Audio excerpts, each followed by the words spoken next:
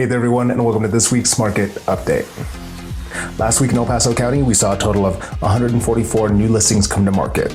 We saw 69 price increases. We saw 23 price decreases.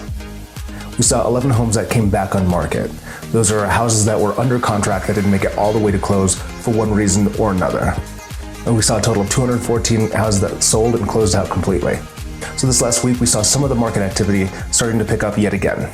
During the holiday seasons, we saw very consistently less than 100 homes coming to market every single week, which was incredibly low, way below what we needed to see during that time. But last week we saw 116 new homes that came to market, and this week at 144, we're starting to see a bit of an improvement. We're going to see more inventory coming out every single week, is what we're hoping for, and it looks like what is going to be leaning towards over the next couple weeks leading into spring. We're still very likely to see a very low number of homes coming back on market. This is because a lot of people are doing whatever they can to try to hold these deals together, mainly because there's such a lack of inventory that once you get under contract, a lot of people have seen it as very hard to get under contract again or to find the next home after that. And for this time period, we're seeing a total number of the sold units kind of on the lower side for what we're used to seeing. Last year, we saw a lot of weeks it was 300 to 400 units every single week that were selling and closing. Over the last couple of weeks, we've seen it consistently under 300, kind of closer to that 200 to 250 range. Now, this really doesn't have anything to do with the demand because the demand is there, but there's not enough supply to meet the demand, so we're seeing fewer closings happening. Last week, the average days on the market was 15 days, which is pretty typical, pretty usual for a market that we've seen over the last couple of months. However, the median days on market had finally dropped to 2. Now, this might not sound like a huge deal, going from 3 days median days on market to 2, but really looking at it, it's a 33% change. And over the last couple of weeks, we felt the squeeze more and more as there has been a lack of inventory. One of the things that's become very common in our market is something that's called an appraisal gap. Now, over the last couple of weeks, I've noticed that a lot of people I've been talking to do not know what an appraisal gap is. They haven't run into it before. They may have heard it, but they haven't seen it. And again, right now in our marketplace, it is super common for a listing that's being sold to sell $10,000, $15,000 over asking price and for it to include this appraisal gap. Let's just take, for example, a home that's on the market right now for $300,000.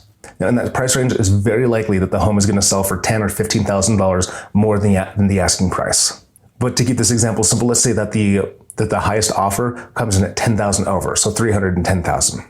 Now, the offer may include what's called an appraisal gap, and this is kind of how it works. An appraisal gap is something that's a guarantee on the buyer side, saying let's say there's a $5,000 appraisal gap.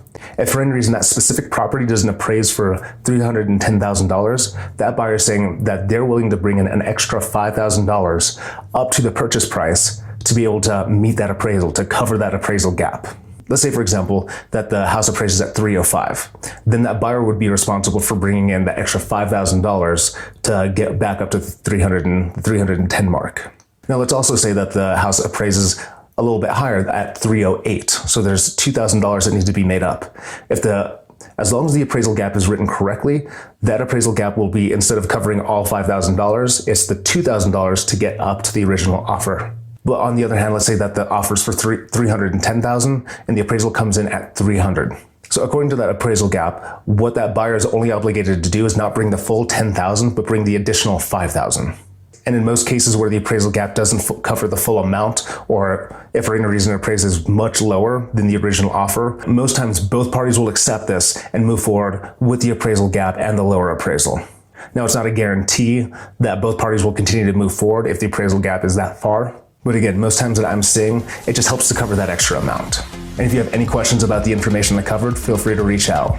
You can call, text me, or message me anytime. That concludes this week's market update, and thank you for watching.